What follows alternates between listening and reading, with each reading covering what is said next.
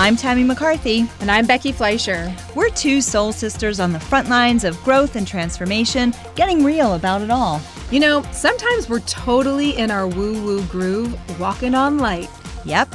And other times, we lose our footing and end up tripping over those very same rays of sunshine. That's woo-woo in the real world. On this show, we're giving you an inside look at all the healing practices and mindfulness that we use and how we integrate them into our lives. Yep, we're talking to interesting people who can help us along the way as we look at some of the woo and wild things that make us go, We hope that you'll join us, living woo-woo in the real world.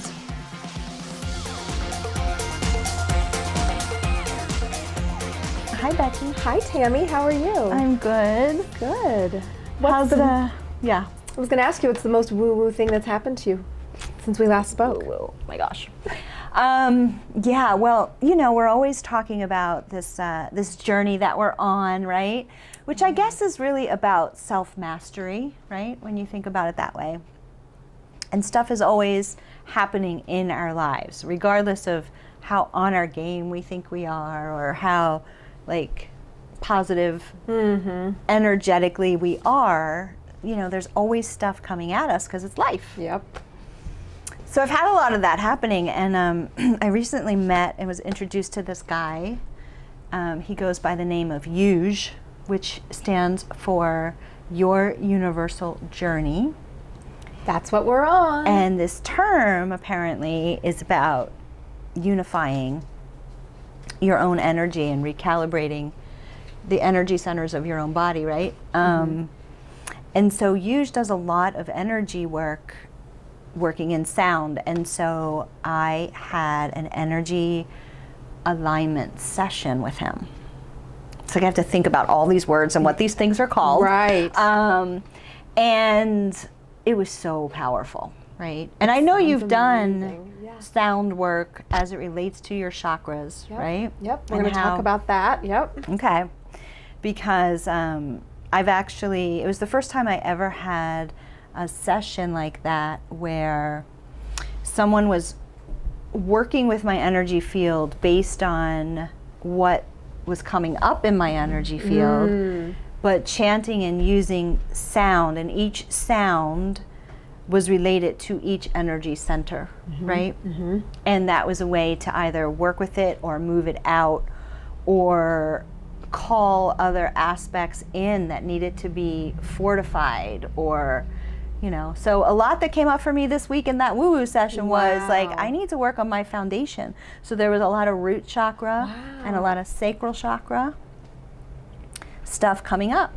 You know? Now, before you did that, did you feel like you had stuff in the... I knew it. That you knew. Okay. I knew it. And, you know, a lot of the work that I've been doing lately with myself and my energy has all been on my solar plexus. Right. And that's been really powerful for me. You know, sometimes I feel it's like energetic whack-a-mole. It is. That It's is like you're so working on this thing true. over here, and then, you got to get that thing over there, and then that thing over there, and this thing up here. Yes. Right? Very much. Very much. So what about you? Yes. What's the most woo-woo thing for you? It's very similar. It's interesting because I feel like this last month in particular has been supercharged. Well, I mean, okay, so let's talk about that. Please, because it's supercharged. What's going on? What Well, is we have happening? like 40 million planets in retrograde. That's true. Or 6, but still, that's a lot. That's the equivalent of 40 million when we're talking what they do. And so we have that going on. We have the seasons changing, Yes, which we have always equinox. like throws us off, whether it's our immune system, our energy, you know. And so these seasonal transitions, the stuff that's going on in the cosmos, it's a lot. It's a lot. It's a lot. Yeah, I decided, gosh, when was it now? I think I've been back for 2 weeks. I went on this retreat. But I decided to go on this retreat it was 16 days actually. It was 16 days before the retreat, because I know this, because the refund policy was 15 days. So when I was signing up, I was like, oh my gosh, You had I have one to be day to really really- sure yeah. because I really only have one day to get my money back. Right. And it was not inexpensive. And so it was a therapeutic retreat. So this was not like a spiritually built retreat or anything like that. But I felt like I wanted to try a different modality. I've been so steeped in the spiritual practices, which are amazing and have gotten me so far, like just a lot. But there is something to therapeutic modalities, and especially when you feel like there's something, you know, I just kind of felt like, I feel like I'm holding on to some bags, or there's something that's kind of hidden that I can't see exactly what it is, but something's holding me back. Yeah. And I don't know what it is, and I just want to do whatever's necessary to kind of clear it. So I went to this place. I won't talk too much about it because we're not supposed to talk about it for 30 days. Okay. And I'm still in the 30-day window. That'll be a podcast in 30 days. It certainly will, because a lot went down there. It was amazing. It was incredible. But I understand why they say take 30 days, because the work feels small-ish overall. Like on the minute by minute while you're there, it feels like, is anything really happening? Like, are we really getting to anything? Then you have like one piece of work, which for me was huge. Yeah. It was huge. And I'm proud of myself, because I would never have allowed myself to do this kind of work even 2 years ago. Right. I just wouldn't have opened myself up to do it. I wouldn't have allowed myself to be present with the very real and very hard emotions that were coming up. And it's group work, and I do not like group work. So there were like a lot of things at play. But I promised myself I was going to do it, and so I did. And it was incredible, because there, in my piece of work, a whole package of something came up that I didn't even realize was sitting there festering, right? Yep. But it was. And when I got into it, and then I got it kind of through it, it felt like a huge release. I mean, a huge release. And I was super happy, because I was worried a little bit that this place was going to be really like head heavy. Yeah.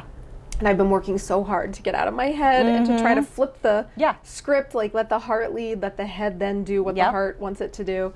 That I was afraid that they were going to be too head heavy, but they were not. This place, like, really well done all the way around. So that happened, and then ever since I've gotten back, it's just been like an escalation of insights and good conversations and hard conversations and really honest conversations, and that's amazing. Yeah. So I feel like that's a lot of woo. And that's a really good point that you bring up, because for whatever reason I've become more aware of this terminology, and maybe you've heard of it, called subtle healing, right? No. So, and that's what this work really is about sometimes, more often than not, right?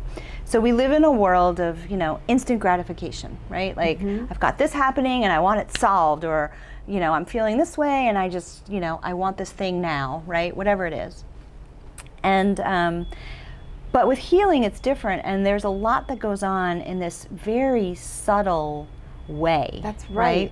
And so someone had described it to me as, well, you could take a glass of wine, or maybe 2 glasses of wine, and you're going to feel a certain way, and you might mellow out a little bit, and or you could, and then that sort of effects of the wine are done and over, right? Or you could take a vitamin, right? And you're not going to probably feel anything from one vitamin. But if you take the vitamin the next day and the next day, and then you're like 2 weeks into taking the vitamin, maybe 3 weeks, you're all of a sudden my energy feels different. I feel more vibrant. I feel that thing that I was taking this vitamin for, or supplement, it isn't so much of a problem anymore, right?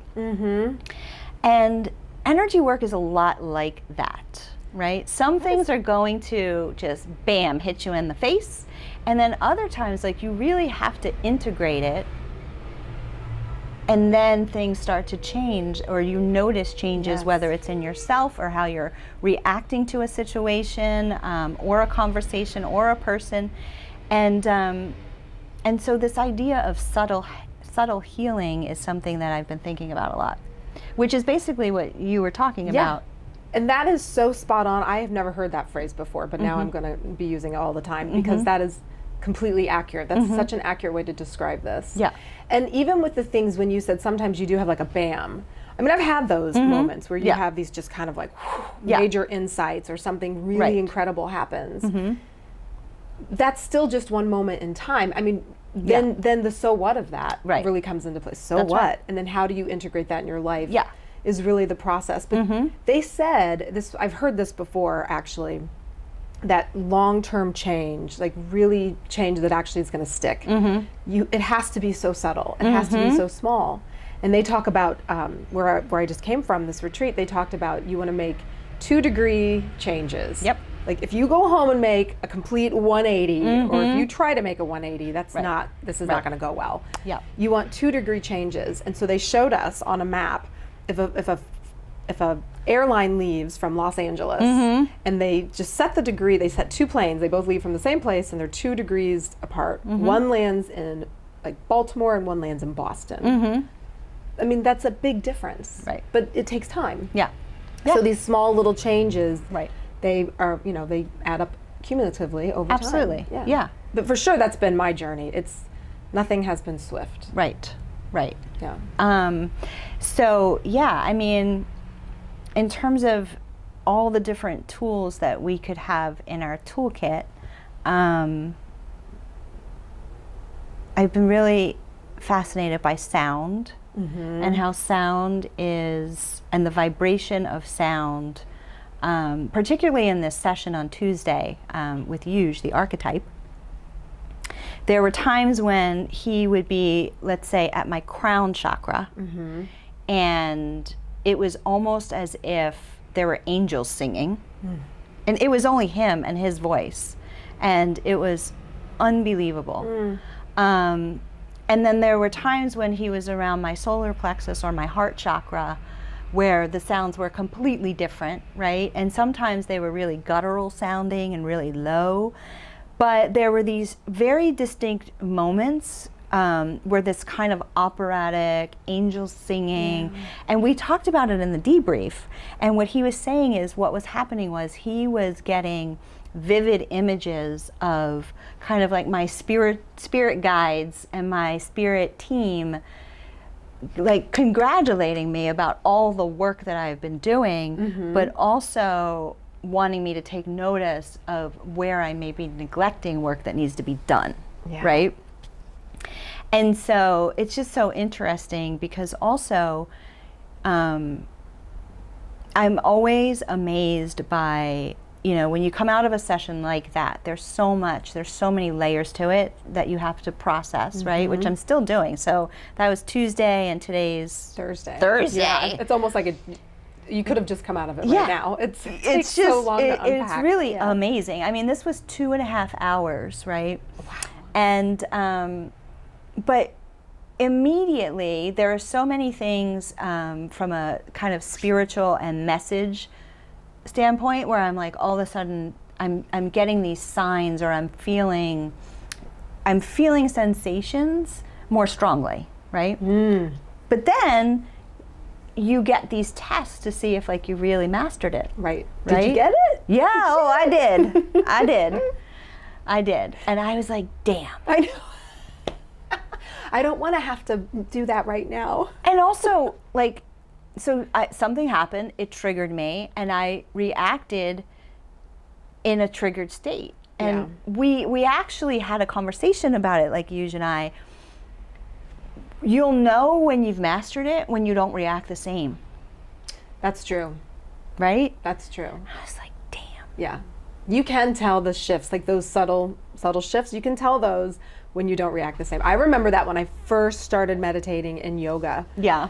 That I noticed, I don't know, maybe a month, 2 months after. I mean, I've talked about this on my previous podcast about how much I hated that part of yoga. Yeah. I just wanted to go in and do the physical part of yoga. And when the more they would make us meditate, it would irritate me. And then slowly I started just, surrendering to it and saying, well, this is part of the class and let me just make the most of it. Let me just try to do it. And I did notice, like a couple months into doing that, all of a sudden, I remember where I was walking up my stairs and my kids were doing, I don't even remember what, something that normally would have sent me over the like, stop it, or whatever edge. And I was just like, I handled it completely different. Yeah. And I remember thinking in that moment, wow, that felt so much better. Yes. And how was I able to do that? And I thought it has to be it has to be the meditation. Has to be the meditation, right? Or whatever tools, right? So we're talking about tools. We're talking about tools. And chakras and sound. right? Oh, which we've both dealt with. So red for the root chakra. That's for a the red roots. jasper. And these are raw stones, crystals, right out of the earth like this, right? These are gorgeous. I love, where did you get these big stones like Oh, this? I'll tell you my secrets. Okay, I like that a lot. Yeah. Okay. Yeah, so sacral. This is an orange calcite. Yes. So this is for the second chakra. So this is Yep. for the root chakra, which is the first chakra, which is at the base of your spine. Correct. And this is your sacral chakra, Lower abdomen. lower abdomen. Right. And, oh wait, I missed that one. This one is sacral. Oh, that one's And that one, yeah, orange calcite. So this one is red jasper. This one is the orange calcite, and this is yellow onyx. Okay. Sorry, got to great. get my crystals. There you go. So this one is down. for solar plexus. That's solar plexus. solar Yep. plexus. Yep. Okay. And then we go into the heart chakra. This is green quartz. And then we go into our throat chakra. That's blue quartz. Thank you ever so much. I Yes. know. Okay. Amethyst for your third eye, Third eye. Yep. and then the crown. Crown chakra. Yeah. So basically, like so the chakras are the 7 energy centers of your body, right? And you could either work with all of these colors and stones all at one time, or you could be called to a particular one for your throat chakra, right?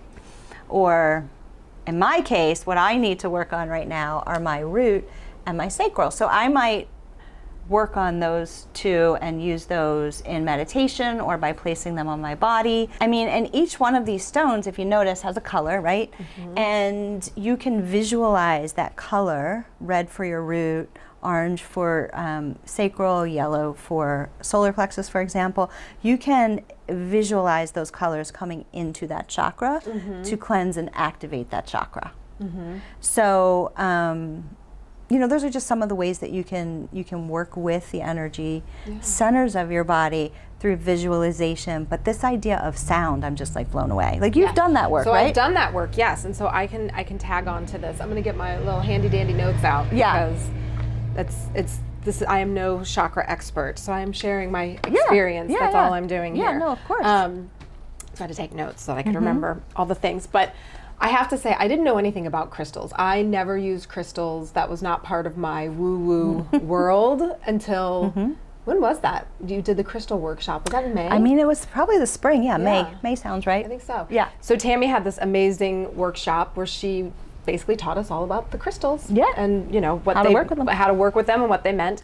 And so much smaller, not big raw crystals like this. I but know. Those are smaller. fun, though. They are fun.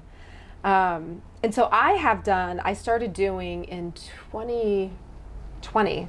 Yeah, it was 2020 through 2021. It was a year-long process of chanting the bija mantras, which are the sound frequency that is associated with each chakra to help move that energy along and to heal it. Which is a good point, because if people are looking and watching us going, okay, hold on, ladies, right? So we talk about these energy centers of the body, which are your 7 chakras, right? They have a color.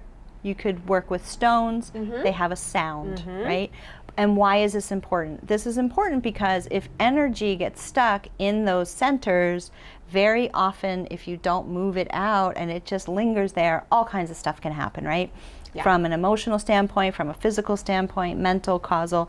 So it's important because, you know, structurally or physically, I have had energy work and let's just say what happened on Tuesday, by moving that energy in the lower energy centers of my body, things like back pain or hip pain wasn't as prevalent, right? Because that energy is creating an environment inside of your body which doesn't feel good. So it could be chronic pain, it could be inflammation, it could be any other kind of disease. So if we have any energetic imbalances, it's going to throw something off in some other area of our life. Yep. And most likely physical. Yeah. And so for me, I was working with my vocal coach. And so she works with the chakras and she has a program called Vocal Transformation. Her name is Marin Azoff. Which is amazing. She's awesome. I hopefully we'll have her in here and have another conversation with us. So she has a program which I can tell people about at the end if they're interested in it. But it's not just for singers. That's the big misconception. Right. People think, oh, vocal transformation, that's only for people who use their voice for either acting or projecting or singing or some way. That's not the case. Right. She works with people who have experienced significant trauma. Yep. Significant trauma in their lives, and they just can't seem to move past it no matter how many therapy sessions they have or things, because it's trapped. It's trapped in one of the chakras. Yep. And so she uses this vocal technique of chanting the bija mantras to help. It's a vibration. It's a vibration. And so to help move that energy along and get it to release. Yep.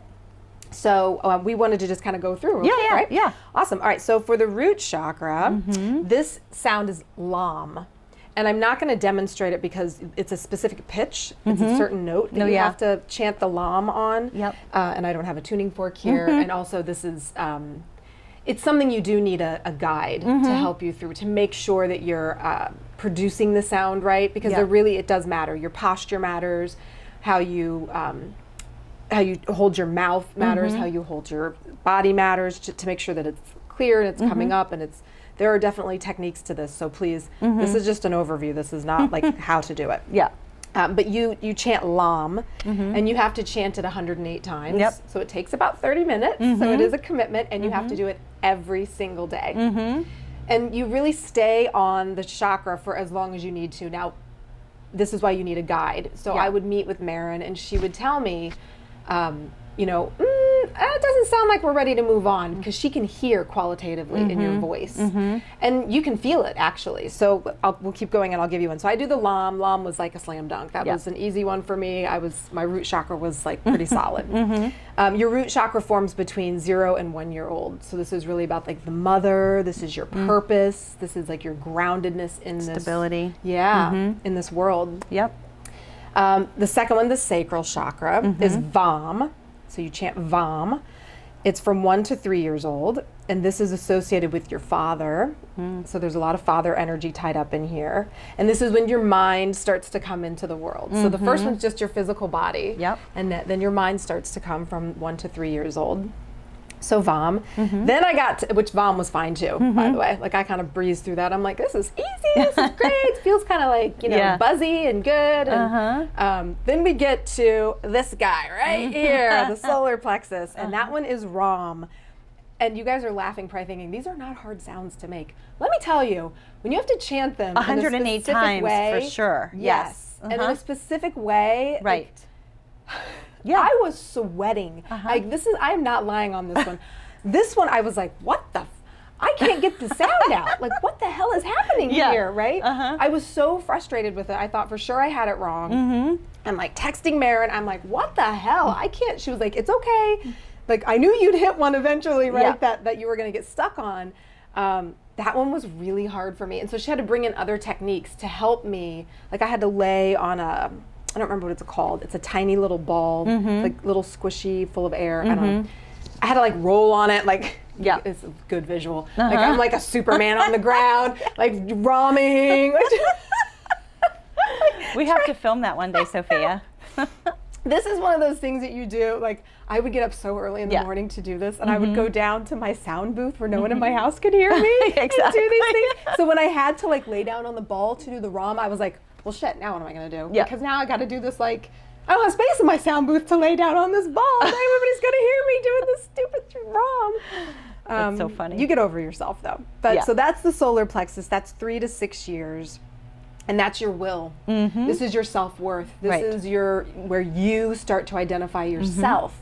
And so it's not too uncommon that when you're starting to peel things back, you might have a little sticking point right there because yourself may have gotten a little lost in the mix of the world. So, yes, the ROMs, those were difficult for me. Okay. Then, actually, we then skipped. So sometimes she'll bounce you around. You don't always do them in order. I ended up skipping, but I won't for this purpose. So the next one up is your heart chakra, the 4th chakra. The sound there is yam. The heart chakra is developed between really 7 and 9 years old. And of course, this is love. Yeah. And just the reminder that love energy. Love energy. Love is not an emotion. Love is a frequency. It is a state of being. It's actually who we are. It's integral to who we are. So that is the heart chakra, yam. I loved yams. I didn't have a problem with those. Those were great. Throat chakra, hum, a very soothing sound, hum. Those were delightful to do, actually. Your throat chakra forms between 9 and 11 years old. And of course, this is about how we express ourselves in the world. And so how we express ourselves in the world is also how we control our environment. Are the blowers an issue? I know, slightly. Okay. The landscapers are expressing themselves. Speaking of noise and sounds. Exactly. I know. We'll roll with it, no? Yeah. Okay. Yeah. So the throat chakra is hum, and your throat is really kind of like your gateway. This is your gateway. It starts to go up to the ethereal side. So whereas like we say lower, but not lower in the sense of it being less than, just directional. Right. Yes. Your lower chakras are kind of rooted into the earth, into the ground, into that, and then when you get to your throat, that's where it starts to open up to the ethereal kind of winged, creatured area. Yes. So throat is the gateway to that. And then third eye is Om. So chanting Om. And this is the I am. Just I am that I am. Letting go of the ego. And this is, the spot where it is, what do I have to offer the world? What am I here to give? So that's Om. And then your seventh one is your crown chakra, which is this one right here. And the sound for this one is Ka. It's an explosive sound. Yeah. And it's actually meant to be that way, so it kind of like blows the top off. Right, but also like it makes so much sense because with clear quartz or your crown chakra or this sound Ka, it's about getting the clutter out of your mind, out of your body, out of your soul. Like just clear it all out. Ka, right? Exactly. It just makes so much sense. Yes, and it feels very powerful to do. Yes. The Ka. It's a very powerful sound to do. Right. Right. So each one of those, so you would do those, I did some of them longer than others. I did the throat chakra a long time. She made me do the solar plexus one longer than I wanted to. Right. But I should probably actually even go back to it because I don't think I fully got that all the way out. Although, this is where your crystals come into play, actually. So I did the whole line, the whole line. And then so I kind of finished up the work, which is fine. You can always go back to them and redo. And then sometimes she'll have you she has some of them related to each other. So sometimes you'll do like a hum ram or to work out a connection, because there can be connections between your chakras. Yep. So I had this like insight and a connection between my throat chakra and my solar plexus chakra when I was doing a meditation one day. I had this profound kind of insight. Called Marin, told her, and she was like, oh my gosh, you have to do, what would it be? Hum rams, right? So I'm doing the hum rams again. This was a good solid year, right? Hold on one second. Yes. The real world. It's the real world. Landscapers. Anyway, go ahead. So I had to go back and do hum rams. So when I texted Marin, I had this major insight, like epiphany kind of thing. And again, it's what do you do with it?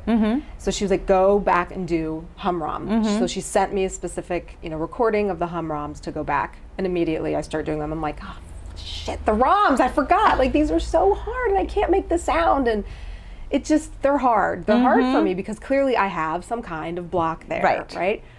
And whereas somebody else might be like, the sacral one is hard. Yes. And you blew through that. Exactly. But for you, it's this solar plexus thing. Yeah. Yeah. For me, that solar plexus had me knotted up. So we did the crystal workshop with you. I wasn't even thinking about this when you had the workshop. I was just interested.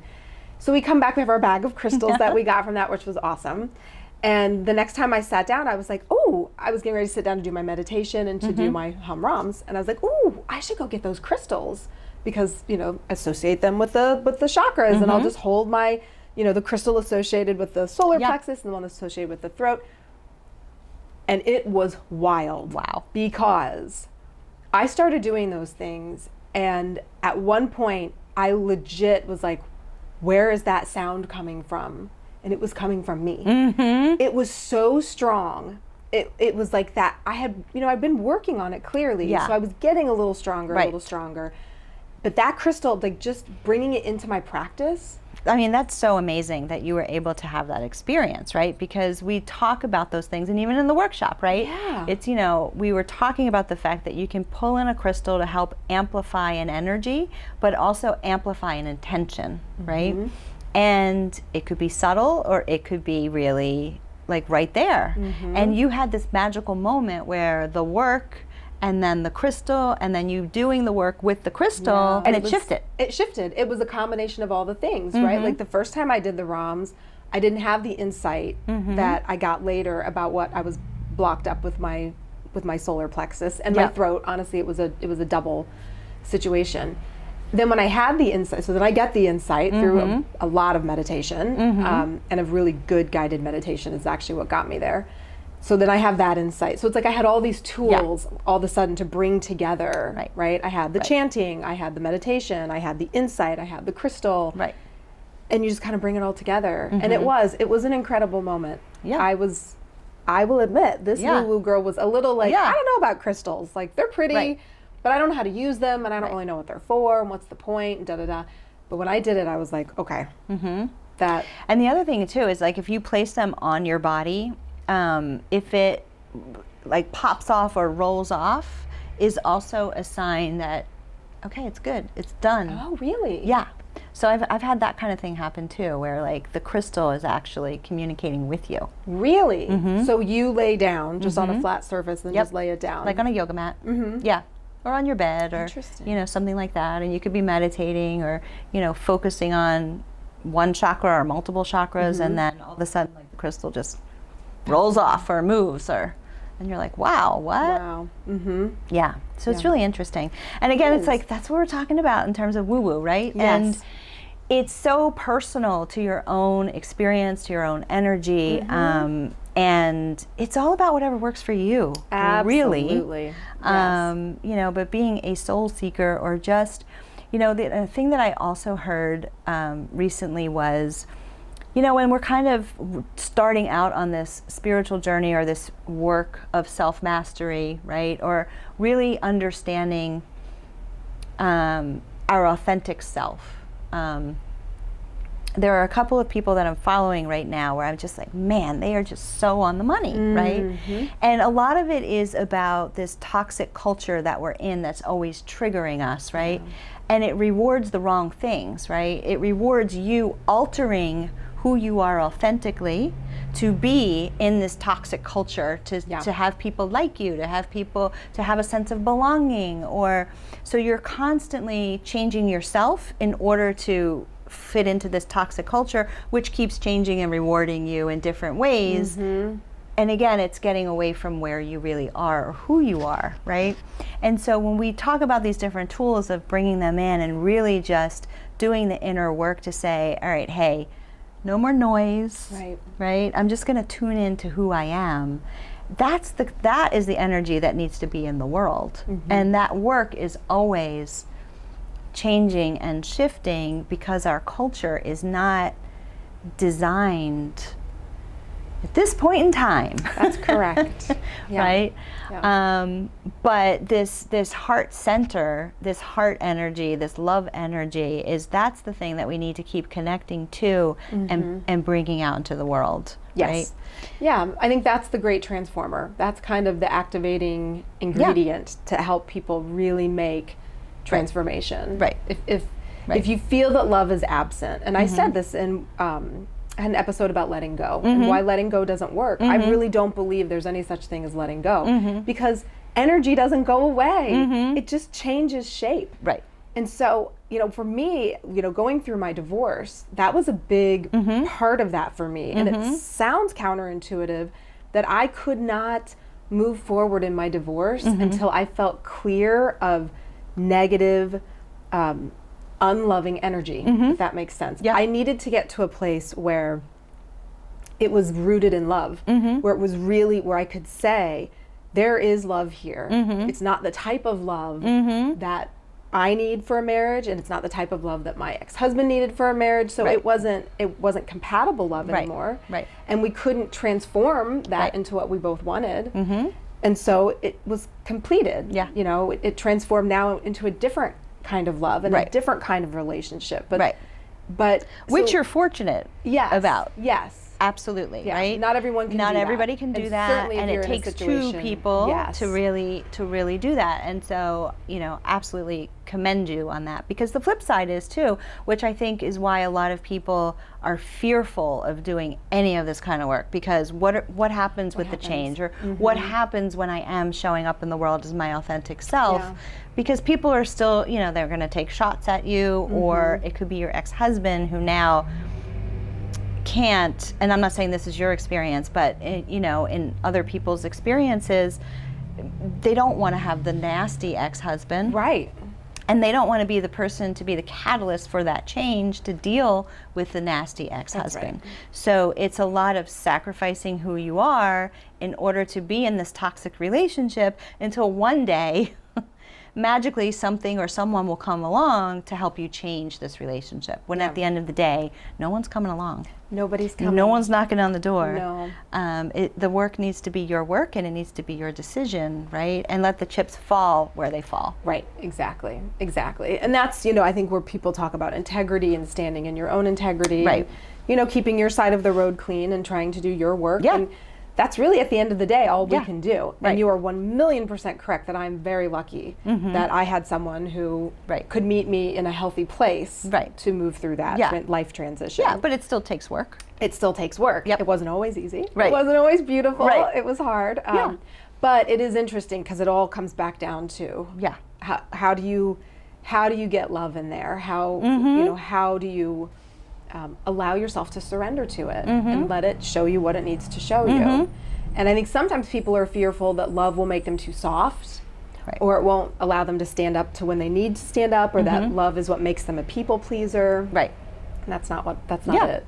Yeah, and also like decisions in your life too. Like I recently learned this, where decisions that I made along the way, whatever those decisions were, they weren't always out of alignment, right?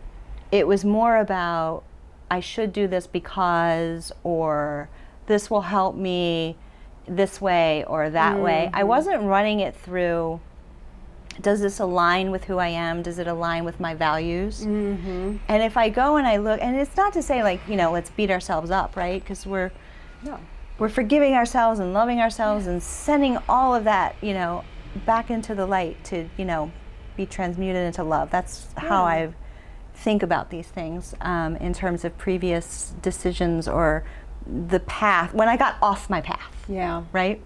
It was usually because I was not in alignment. I didn't even know what that was. Correct.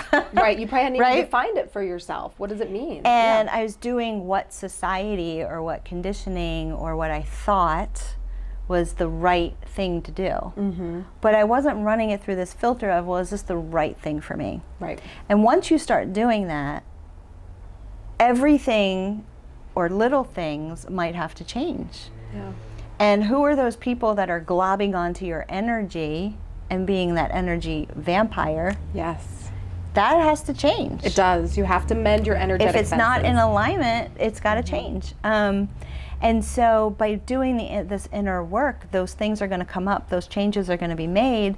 But holy moly, there's a lot of good stuff on the other side once you do that. So much good stuff. Absolutely. So much good stuff. And Yeah. you brought up a good point about alignment that I just kind of want to put a tag on, because you'd said that about it didn't feel aligned with me. I didn't even really know what was aligned for me. I think that's where sometimes people can get a little scared about, what is my filter, and how do I know if my filter is the right filter? And I think this is, not to go down the religion, organized religion rabbit hole, but I'm very grateful for having been brought up in an organized religion, because to me it gave a good first half of life container. I don't really fall in the organized religion camp anymore, but I do think that people get scared about, will I have to abandon my faith, or will I have to abandon my religion to start to do this kind of work? And I really don't. To me, the answer is no. It's all the same. It's all pointing exactly to the exact same thing. And so the criticism I hear sometimes from my Catholic upbringing, so the critic that I hear chirping in my ear when I start to do this stuff is, who do you think that you are to come up with your own filter? Right. Who do you think you are to know what the proper alignment is? Right. Just let the church tell you what the proper alignment is. And so I do think that there's a lot of work to be done. That's a whole piece of work to really identify what is your filter and where is that coming from, and how do you make sure that that is truly plugged in to this place of love and not ego. It's so, that is important, right? Because, you know, ego alignment is still alignment. That's right. But it's not going to be the alignment that's the one that's going to elevate everyone and yourself, and that's not the one that connects you in. That's right. It really has to be this love alignment, the divine, the heart alignment. So call it God alignment, call it and your that's religion the thing. alignment. Yeah. But just be, you know, just know that there are two different kinds of alignment. Right. You know, there's ego alignment and then there's love alignment. Right. And how do you know the difference is where it gets sticky, and you really need to make sure to spend some time there. Yeah, for sure. That's a whole other episode. It sure is. Yes. Ego versus heart. I know. Right? Yeah. Yeah. And same thing with, you know, like mind versus, like, of course. It's probably the same thing. Yeah, right? yeah, right. Like, which one are you going to let lead the dance? Yeah. But I think, you know, the sooner that we all learn that it's just all about oneness, right? That's right. So it's like, you call it God, some people call it Source, another person might call it Christ. Buddha. Yeah. I mean, the list goes on. Yeah. But at the end of the day, nobody is different. We're all atoms floating in the same freaking universe, right? And yeah, so. Yeah. And we're we're using woo-woo as we can get. Imperfect human language to try to talk about it all, right? Yes, so exactly. it's hard to put, but it is pretty, it's all very fascinating to me. It really is. I mean, I love all of this stuff so much. And there's so much to talk about and other people to bring in. Yes, indeed. But I do just want to give a quick plug because I feel like all the points? We did. I just want to give, if anyone is interested in really diving into the vocal chakra work, like that I did with Marin. Yep. She does have an online class, and I feel obliged to plug it, I guess, although it's not really a plug, but this is her work. So vocaltransformation.com is where she is. It's vocal-transformation.com. Her name is Marin Azoff. She has an online course, and when I looked today on her website, she's launching it again this fall. So that's amazing. Yeah, so it's good timing for anybody who might be interested. I know she does. They want to dive work. deeper into that, or if somebody wanted to have just a session of somebody doing the work on them. Yes. We can definitely put in a link and information about Use the Archetype. Because I need that. That's me. Hello, right here. We want all the woo-woo. Sign me up all the things. for that, please. Yes. As soon as you told me about it, I was like, wait, what? He does what? Yes. Yeah. That's I know. what I want. Yeah, it's pretty amazing. Yeah. That's awesome. All right. Well, I have to go shopping for crystals because Yeah. I have misplaced my bag of crystals somewhere. Oh, man. Yeah. And all of my movings about. I don't know what happened to them. So I'm going to go shopping here at Kahlo and get a whole new. I'm going to take a nap with my crystals while she shops, and we'll see you in the real world. That's right.